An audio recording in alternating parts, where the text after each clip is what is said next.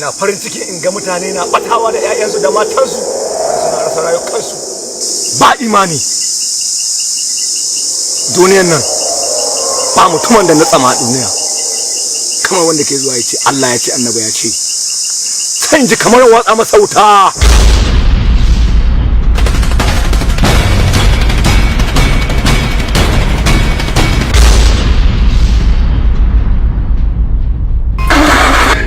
Hayyas wai na maza suke, wai na maza suke, wai na maza suke.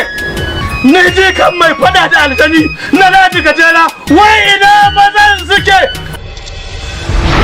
Kamfanin Kimbakin Production ya zo muku da wani sabon labari mai suna Kaddara ta riga fata. Mugaye ba sa tausayin kowa kuma ba sa zama da duk wani mai tausayawa. Su uku ne ɗaya sarki, ɗaya mai kudin garin, ɗaya na ukun su kuma bukan. Wannan ta sa ba sa shayin kowa, cutar su kawai suka sa wa gaba. Duk a cikin shirin Kaddara ta riga fata na kamfanin Kimbakin Production.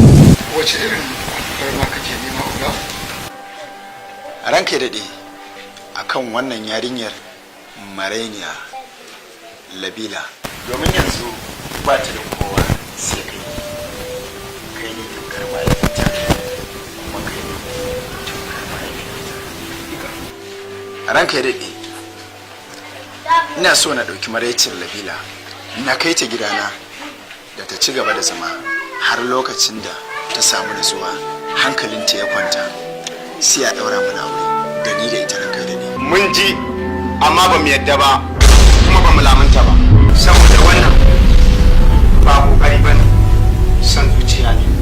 Yanzu duk garin nan a rasa wanda za a baiwa maraicin boyar Allah nan sai wannan katon banza ba ma kuke. Yayi farko zai karshe ba za na dawo ba. Kadara in ta riga fata babu mafita sai dai Allah. Nabila ki dawo ne alƙawar zan taimake ki. Koda a ce ni zan rasa raina san bambarin ki. Kadara ki ɗauka ta riga fata gare ki.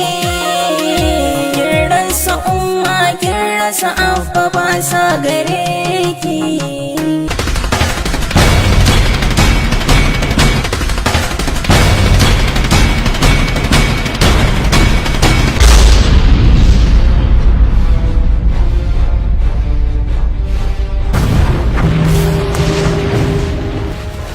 arewa da nake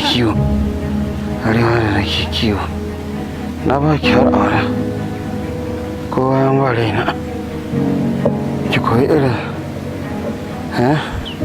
ki koyi da ita wajen sa tozali. Allah ya sani ba ki iya sa kulli waladi. Alabu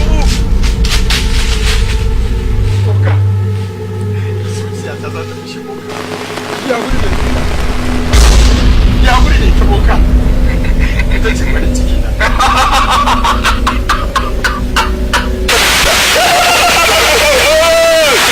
Ka gama mun komai a rayuwa ta, domin a yanzu haka matata tana gidana.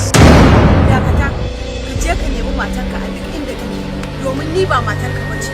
Allah ya isa tsakanina da kai, ba ta bayani.